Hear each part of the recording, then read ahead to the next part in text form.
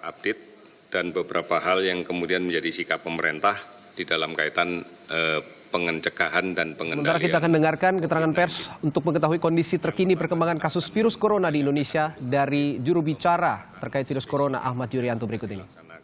Sampai dengan hari ini, total yang sudah kita periksa itu ada 620 spesimen totalnya. Spesimen yang dikirim dari rumah sakit ada 327. Ini berasal dari 63 rumah sakit di 25 provinsi. Kemudian dari 327 ini, berbicara rumah sakit, kita tahu kemarin sudah ada 4 yang confirm positif. Kemudian ada 23 yang masih suspek. Ini menjadi penting untuk kita sampaikan tentang yang suspek ini, karena pemeriksaan yang kemudian bisa kita jadikan salah satu acuan di dalam referensi adalah ternyata dengan masih ada tanda-tanda klinis, artinya orang tersebut masih sakit, masih batuk, masih demam meskipun tidak terlalu tinggi, maka kita tidak boleh mengatakan bahwa itu negatif sekalipun pemeriksaannya negatif. Kita harus melakukan serial pemeriksaan negatif berkali-kali. Pada umumnya kita akan melaksanakan selama seminggu 7 kali pemeriksaan. Mudah-mudahan di ke-8-nya tetap negatif, tetapi banyak laporan dari rumah sakit di luar bahwa pemeriksaan ke-6, ke-7, ke-8 kadang-kadang menjadi positif. Oleh karena itu kita tidak boleh kemudian menganggap ini negatif dan boleh dipulangkan, karena memang di samping gejala klinisnya juga masih ada. Oleh karena itu 23 suspek ini masih kita tahan di rumah sakit untuk kita lakukan observasi lebih lanjut.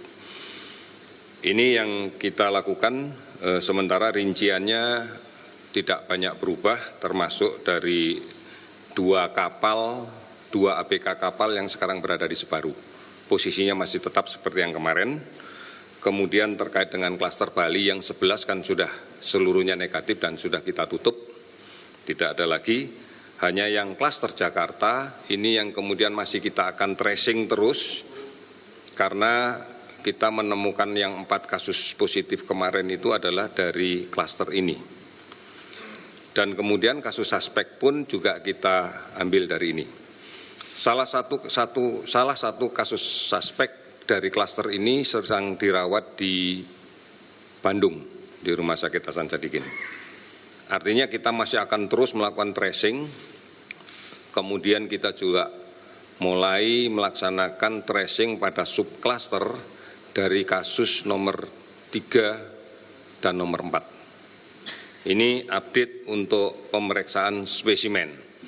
Namun sekali lagi saya menyampaikan kepada rekan-rekan sekalian, bahwa kepentingan kita untuk melakukan pemeriksaan dan meyakinkan untuk bisa mendapatkan kasus ini positif atau negatif, itu tujuannya adalah dalam konteks kedaruratan kesehatan masyarakat, bukan dalam konteks protokol perawatan penderitanya.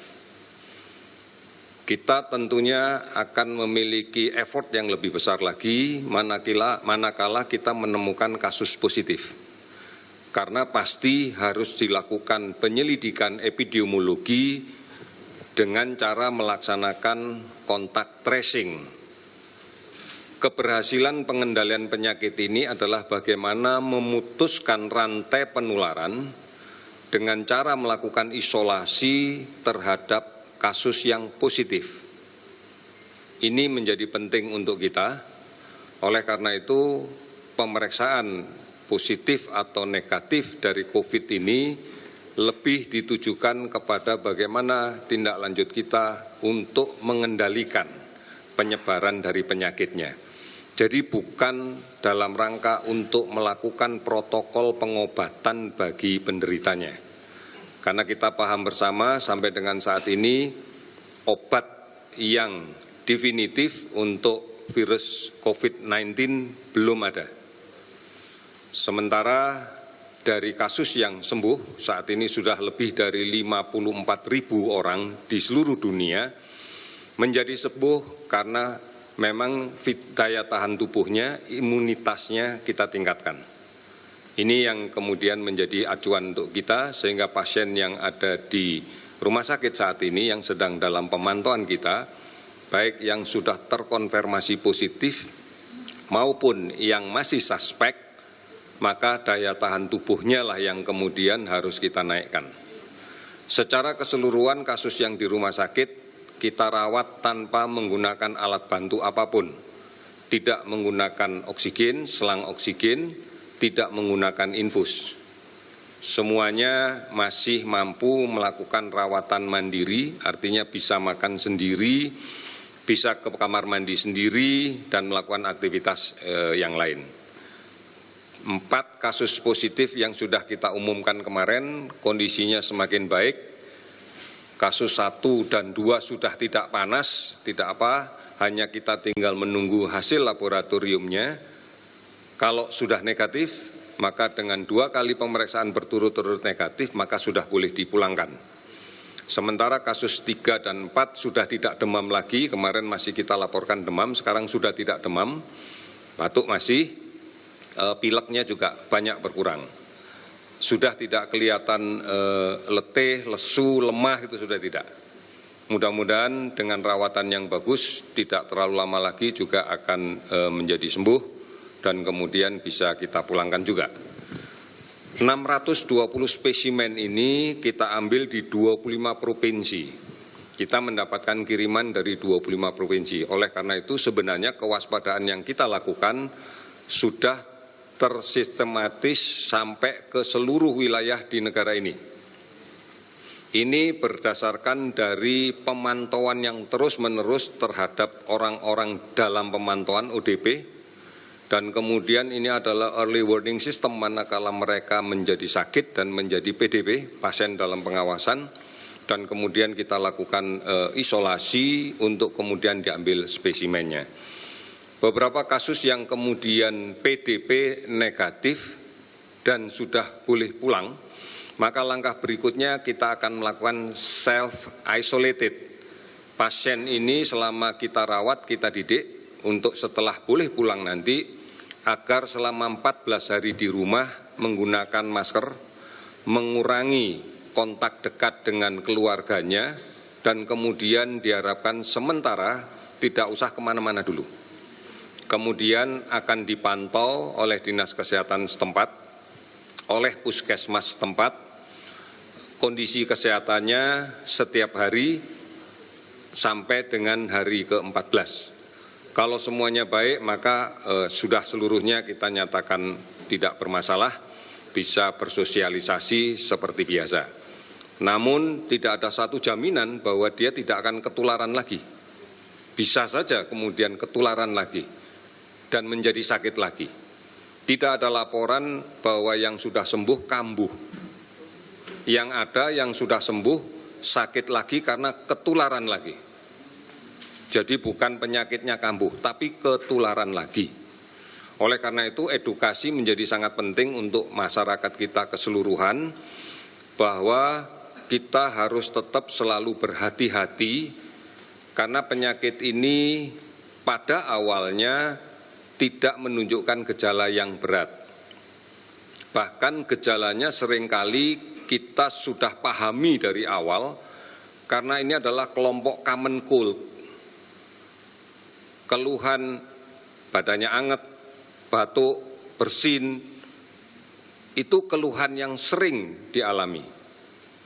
Oleh karena itu kita meminta menjadi kewaspadaan yang penting bagi kita. Yang pertama tentunya yang sakit harus menggunakan masker agar tidak menyebarkan kemana-mana.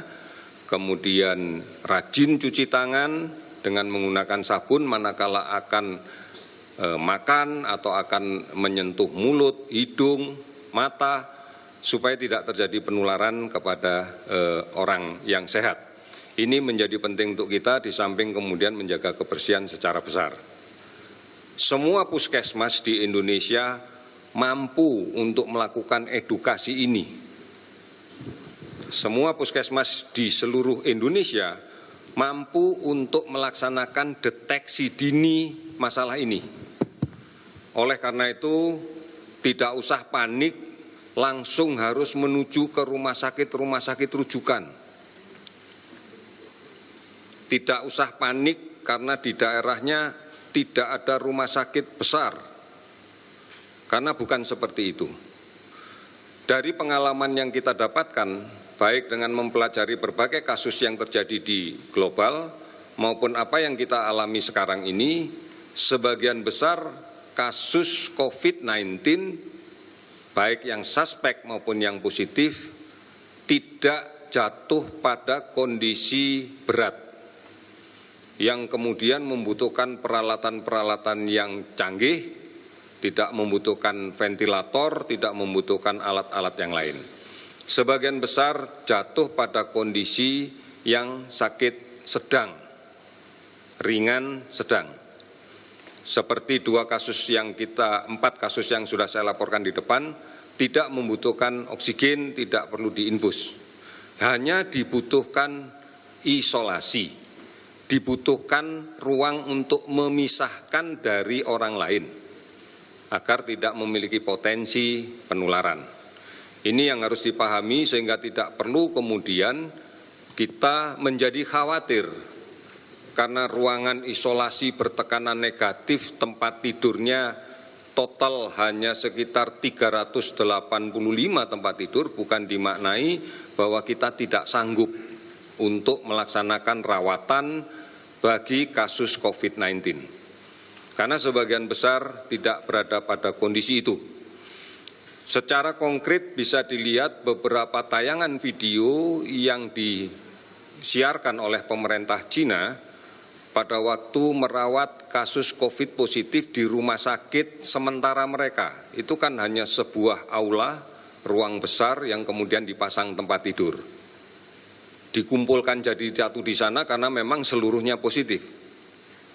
Jadi bukan kemudian dikonotasikan setiap pasien selalu membutuhkan ruang isolasi tekanan negatif dengan peralatan-peralatan yang demikian kompleks.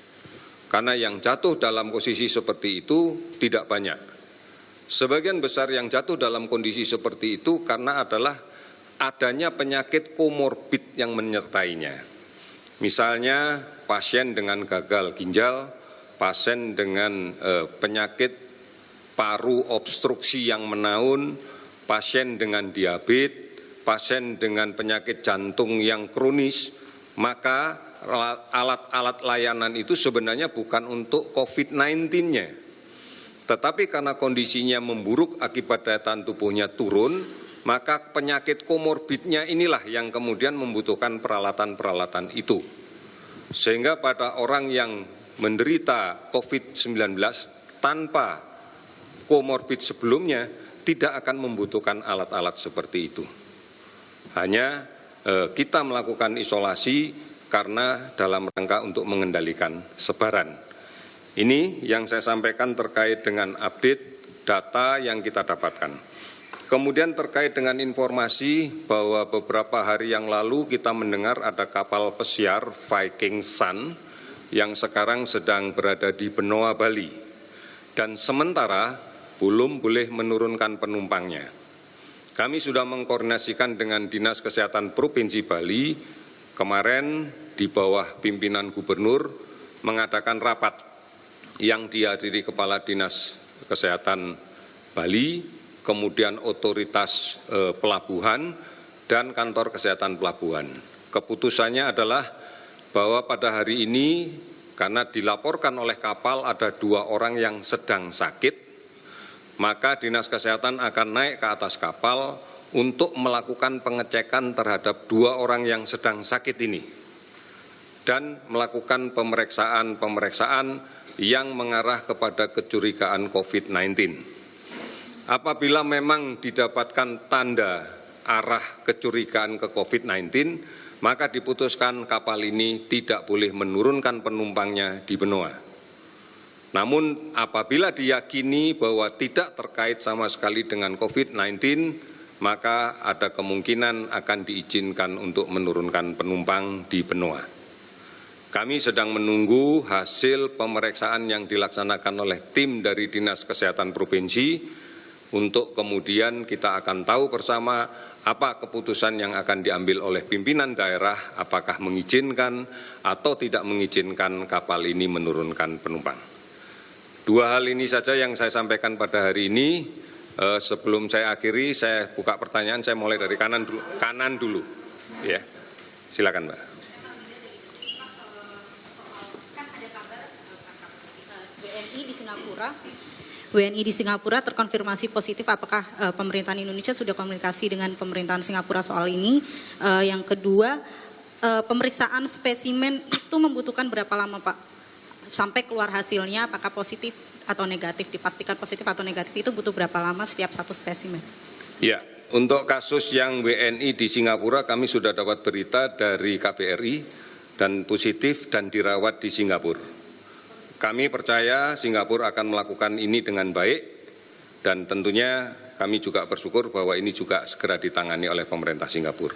Kemudian pemeriksaan PCR itu hanya butuh waktu 24 jam. Kalau pemeriksaan genome sequencing kita membutuhkan waktu 3 hari. Ya. Pak, soal penelusuran dari pasien kasus 3 dan 4, kemarin kan sedang ditelusuri apakah ada close contact atau tidak. Sudah ditemukan beberapa ODP dari penelusuran tersebut dari pasien kasus 3 dan 4 dan terkait kapal Viking Sun itu Pak. Tadi kan dinyatakan jikalau hasil pemeriksaan menyatakan tidak ada positif corona, positif COVID, maka akan Itu tadi penyampaian kondisi terkini dari juru bicara pemerintah untuk menangani kasus virus corona di Indonesia, Ahmad Yuryanto, yang mengatakan bahwa pemeriksaan serial dilakukan terus-menerus terhadap penyebaran virus ini, termasuk juga pemeriksaan maraton terhadap suspek yang dinyatakan suspek virus corona, dan pemeriksaan ini bahkan bisa terlihat di minggu ke-7 dan minggu ke-8. Di hari ke-7 dan hari ke-8 maksud saya.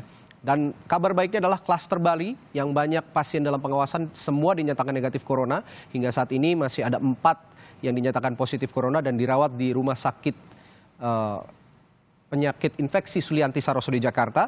Ada 625 spesimen diambil dari 25 provinsi yang masih diawasi oleh pemerintah terkait virus corona ini.